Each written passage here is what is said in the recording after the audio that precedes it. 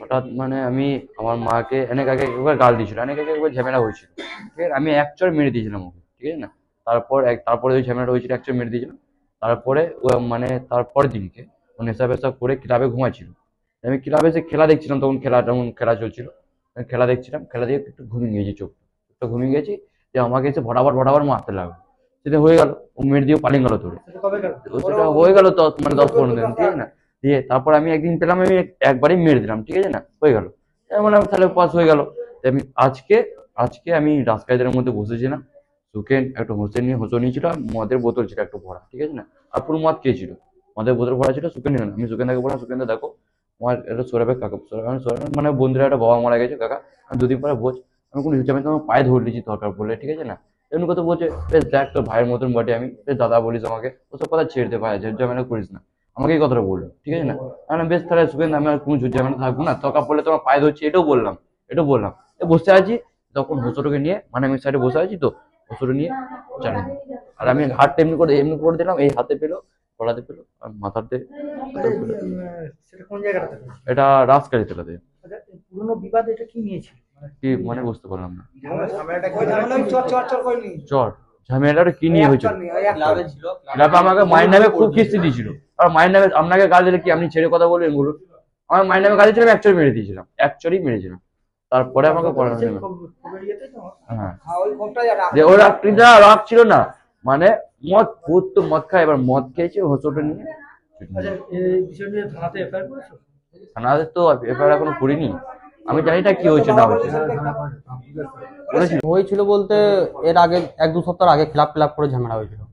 ক্লাবে প্রথমে ঢাকাঢালি হয়, যে ঠিক আছে সব আমরা ক্লাবের মধ্যে মিটমাট করে নিয়েছি। করে নেওয়ার পর 2-4 দিন চলে গেল। 2-4 দিন চলে যাওয়ার পর সুখেন ভাই মদ খেয়ে ওকে সুজয়কে চড়িয়ে দেওয়ার পর দিয়ে আবার ওটা আবার ফাইসলা মিটমাট হয়ে গেল। মিটমাট হয়ে যাওয়ার পর এই আজকে যে কেসটা হলো, এই কেসটা 2 সপ্তাহ আগে হয়েছিল ঝামেলাটা। ওই রাগটা আজকে ঝেড়ে দিয়েছি। আজ কিছুই হয়নি, আজকে চুপচাপ বসে গল্প করছিল, পেছন দিক থেকে এসে হোঁচড়ে নিয়ে ছুটি দিয়েছে। মানে আগেকার রাগ। রাজকারী তারা সাঁইতিয়া।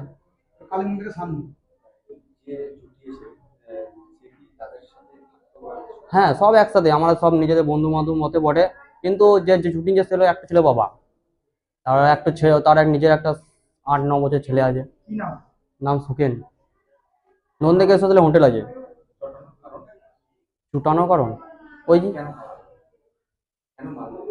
ওই আগেকার ঝামেলা। মানে প্রথমে ক্লাবে খানিক কিচাইন হয়েছিল তো, যে ক্লাবের মধ্যে ওখানে ঢাকাঢালি করেছিল, যে আমাদের ক্লাবের ছেলে, আমরা ক্লাবের মধ্যে সুধরিয়ে দিয়েছিলাম।